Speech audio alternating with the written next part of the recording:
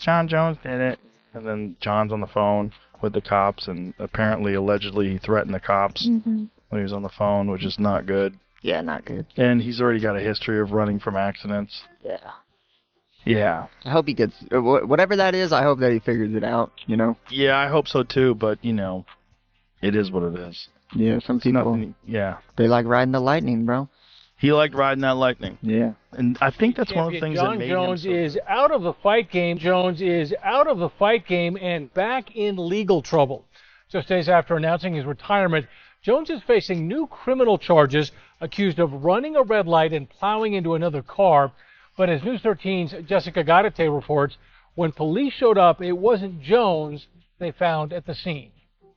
It's the middle of the night when first responders check out a woman sitting in a crashed sedan. Right away, they learn Because she has no pants. After Jon Jones's texts were recently leaked revealing his aggressive reaction during a heated argument, allegedly linked to his own behavior, Joe Rogan has called out the long-standing issues that continue to plague the former UFC champion. Outside the cage, Rogan, who has commented on Jones throughout his career, believes this type of behavior must end if Jones wants to preserve what remains of his legacy and personal life. Although neither Jones nor his team has officially addressed the leaked messages, they've surfaced at a time when public scrutiny around him is already unusually intense. 2012, Tristy. This guy has had 1, 2, 3, 4, 5, 6, 7 arrests, bro. 7! And you guys out there want to call him the greatest of all time. Let me run down his track record for you. DUI crash with a Bentley in 2012. He was arrested for a misdemeanor, fine, and his license suspended. Felony hit and run in 2015. Jon Jones recently confirmed his retirement from the UFC on the same night Dana White announced Tom Aspinall as the new undisputed heavyweight champion. What initially appeared to be a smooth transition and a respectful close to a legendary career quickly took a darker turn. Just days later, records from Bernalillo County Metropolitan Court revealed that Jones had been charged with leaving the scene of an accident in February and is now scheduled for a bond arraignment hearing on July 24th. The timing of these revelations sparked questions about how long the case had been quietly unfolding. According to court documents and reports from the Albuquerque Journal, a police officer who responded to the crash found a woman in the passenger seat, partially undressed and visibly impaired. She told officers that Jon Jones had been driving the vehicle before the crash and fled the scene. She later revealed that she had been at Jones's home, consumed substances with him, changed clothes, and then had no memory until waking up at the crash site. Hey man, you gotta put me out there. I'm walking down the street. I hate you. I hate you. I hate you so much. What's your name? Say your name publicly. Say it. Officer Nerd getting elected into the Hall of Fame, and now this is what I do. What do I do? I hate you. I hate you. At some point during the incident, the woman called Jon Jones from the crash site, and a police service aide ended up speaking with the man who answered. According to court records cited by the Albuquerque Journal, the man refused to confirm his identity and made comments that raised serious concern. The aide reported that the caller was evasive and issued threatening remarks during the conversation, prompting officers to believe the man was Jones himself. As a result of the nature of the call, law enforcement requested backup while still on the scene. You're lucky you're not going to jail tonight for reckless drive. I can tell you've got an interlock in your car. Oh no. Well, you're going to hurt somebody someday or yourself. Drag racers hurt people, sir. People get hurt all the time. Well, you can listen to it in court with your attorney. I feel the same way about you, sir. Once again. In the days following the incident, police interviewed Jon Jones in person. He reportedly admitted that the woman had left his house while impaired and contacted him after the crash. Jones claimed that someone else took the phone from her during the call and used aggressive language, making him unsure whether he was speaking with a real law enforcement official. Court records list the date of the charge as February 24th, though the crash itself occurred a few days earlier. For reasons still unclear, the official complaint wasn't filed until July, nearly 4 months later. The timing of the charge, coming just hours after Jones publicly announced his retirement, has only intensified public scrutiny and raised questions about what may have been unfolding privately in Jones's life during Jones those is months. a great fighter. Even if you stand in this room, I said, but he's the dirtiest fighter ever. If you doing anything good on him, he's gonna poke you in the eye. If fans know you're doing anything good, the fans are gonna kick your knee back. For one, I think that the knee kick, kicking you right on your kneecap. Like, I think that's banned. Like, my knee is still messed up from that. Wow. Yeah, because it hyperextended. It kicked it all the way back. Like, you can end people's careers with those moves. So think about all those spinning elbows he used to do in the beginning. Where did they land? Do you remember? Back of people's heads. Jon Jones has not directly addressed the recent charge, but he did share a detailed message on social media confirming his retirement from MMA in the post. He thanked fans for their support since his debut and reflected on both the triumphs and struggles of his career. He highlighted becoming the youngest UFC champion in history and successfully defending his title as achievements he would always cherish. Jones also stated that every challenge he faced helped shape him into a better person, though he notably avoided any mention of his personal or legal troubles. I drink what? Vodka? Yes, sir. Just do me a favor, place your hands on the side. Okay, lean forward. So what I'd like you to do is hold the tip of my finger with your eyes and then move your head. Okay? So.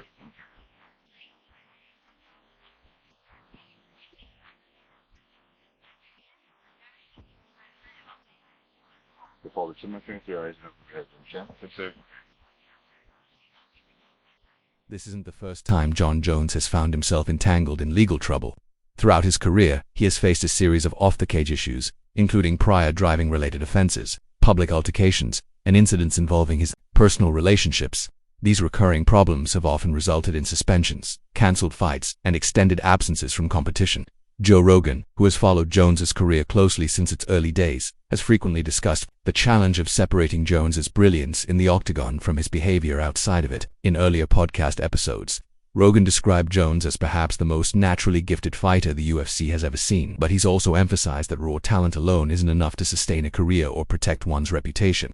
More recently, Rogan reinforced that view, stating that Jones's ongoing personal issues are not only disappointing, but have become a serious obstacle to the respect he once commanded across the sport. Number one,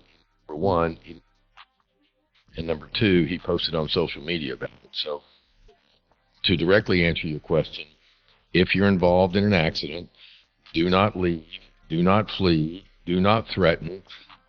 Once the police are called or police arrive, tell them you have contacted your lawyer or you wish to speak with your lawyer, but you do not want to talk to them. A, invoke your right to counsel. B, This latest case has only intensified ongoing discussions surrounding Jon Jones, with many now arguing that his repeated troubles outside the cage are beginning to overshadow his fighting legacy. While Jones is still widely regarded as one of the greatest athletes to ever compete in the UFC, his name has increasingly become associated with legal issues and controversy. His retirement comes at a pivotal moment for the UFC heavyweight division, which is currently in transition. Tom Aspinall, previously the interim champion, has now been recognized as the official title holder.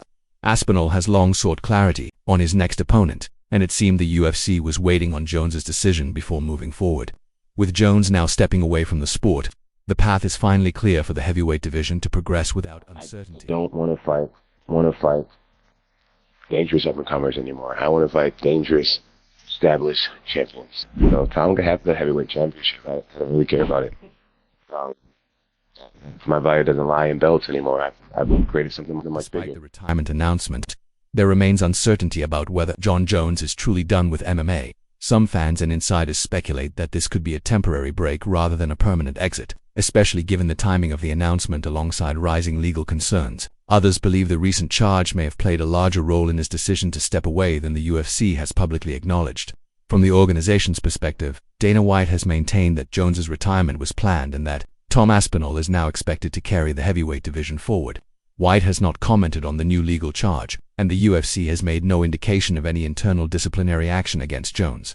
In the past, White has emphasized that fighters are responsible for their personal lives unless their behavior directly impacts the organization. What would you do if you're in Jon Jones' position? This is the very, very difficult thing that I don't think a lot of people understand is Georges St. Pierre left where people went, oh, he still has some left. And he left and he kept himself and he kept that brand intact. Khabib Nurmagomedov left as the champion. Everything that you do is you're still the champion. Do I want to risk it one more time, potentially lose and not be saw as invincible anymore, or do I just bow out, still be able to get those brand deals and all of those things because I am invincible? I mean, honestly, I'm not mad. The ongoing frustration stems from watching a once-in-a-generation talent like Jon Jones repeatedly make headlines for the wrong reasons. Even when Jones isn't actively competing, His name remains in the spotlight often due to controversy rather than accomplishment. Rogan has previously expressed hope that Jones's move to heavyweight, especially following his dominant win over Cyril Gane in 2023, would mark a fresh start.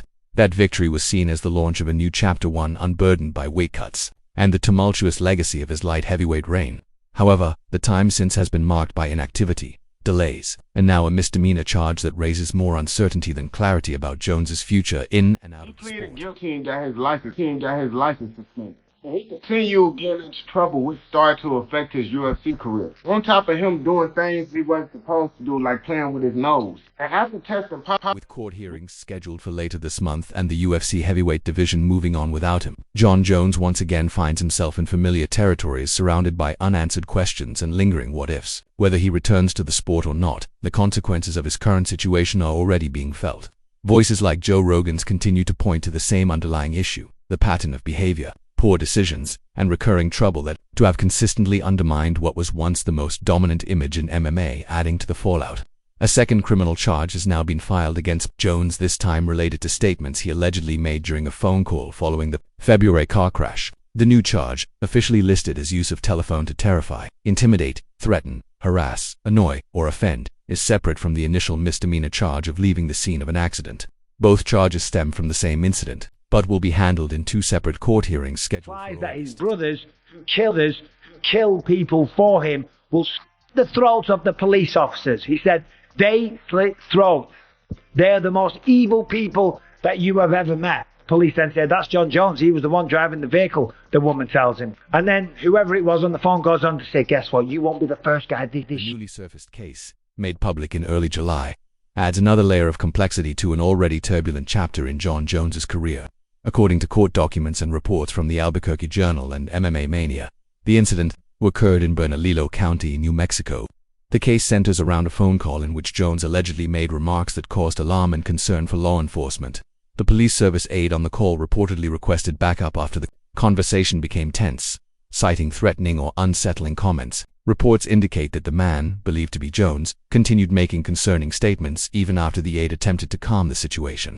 In a later interview, Jones confirmed that he had spoken to someone at the scene but challenged the interpretation of his words, claiming that the other party's aggressive tone made him question whether the call was legitimate. Checking the top rate. That's wild. Just imagine you're out at 2:40 in the morning and you get hit by Jon Jones. That's crazy. Are you gonna be... That's crazy. As a result of the recent legal developments, Jon Jones is now scheduled to appear in court on two separate dates. His bond arraignment for the new telephone-related charge is set for August 4th, while a bench trial for the original charge of leaving the scene of an accident is scheduled for August 14th. Both cases are being handled in Bernalillo County Metropolitan Court. Jones has yet to make a public statement regarding the new charge, though his legal team has reportedly filed a motion to dismiss the telephone-related case. As of now, no ruling has been made on that motion. These legal troubles come at a time when Jones had just begun signaling interest in a potential return to competition, further complicating an already uncertain future. I just feel like anybody would understand at this point. Like, you know, I'll retire to every if I have to. Like, give the guy what he wants, and you know. And I'm not talking about it directly. I feel like I'm at a place now where, you know, like I want to think what I find to be super. I don't want to fight dangerous comers anymore. I want to fight dangerous, established champions. Despite officially announcing his retirement in late June, Jon Jones has since re-entered the UFC's anti-doping pool, a required step for any fighter considering a return to competition. Fighters must remain in the testing pool for a set period before becoming eligible to compete, and this move has sparked speculation about Jones's true intentions. Many fans and fighters view it as a clear signal that Jones may be eyeing a comeback or, at the very least, keeping the door open. Behind the scenes, there have been reports of private discussions between Jones and UFC leadership, while Dana White has maintained publicly that Jones is retired and that Tom Aspinall is now the undisputed heavyweight champion. He's also left the door slightly ajar, suggesting a potential unification bout could still happen if Jones returns. Adding to the intrigue, the UFC is reportedly exploring the idea of hosting a major event in Washington, D.C. at the White House in 2026 to mark America's 250th anniversary. and Jones's name has been loosely linked to those early What do you think about discussions. DC saying he would have already fought? Tom? Then I move the card. Much about it, but I really do want to fight Tom Aspinall. I just want to meet him here at Dirty Boxing. So he has to come to a Dirty Boxing event for him to get the fight. We'll fight here. You'll fight at Dirty Boxing. I like that. All right, Tom. In one of his few public reactions since announcing his retirement, Jon Jones reposted a fan-made fight poster depicting a potential matchup between himself and Tom Aspinall, further blurring the lines around his supposed exit from the sport. While his social media activity has been minimal, it hasn't reflected the tone of someone definitively stepping away from MMA. Instead, it has left fans uncertain whether his retirement is genuine or simply a temporary pause as legal issues unfold. On the other hand, Tom Aspinall has openly expressed skepticism, suggesting he never believed Jones was truly committed to unifying the heavyweight titles. We don't know if he was serious. Is he not retired anymore? Is he back? You jump back in the pool. So how sick is that for you? That now you kind of got this White House event for them, and it's like, I feel like this is what brings. No matter who popped up or who didn't or whatever, we would have put on an incredible card. What would be the dream main event? The dream main event right now would be Aspinall, versus Jones. Is it possible that McGregor and Jones would fight on the same card? In interviews over the past month, Tom Aspinall has made it clear that he now considers himself the legitimate heavyweight champion and believes the division needs to move forward without waiting on Jon Jones. He has dismissed the idea of pursuing a unification bout, stating that it's the UFC's responsibility to provide him with a clear path and active competition. Aspinall has also criticized the long delays, emphasizing that fans deserve a champion who consistently shows up and defends the belt. His stance is increasingly being echoed by other top contenders in the division, many of whom are growing frustrated with the uncertainty surrounding Jones and are no longer willing to put their title hopes on hold for a fighter operating on his own timeline.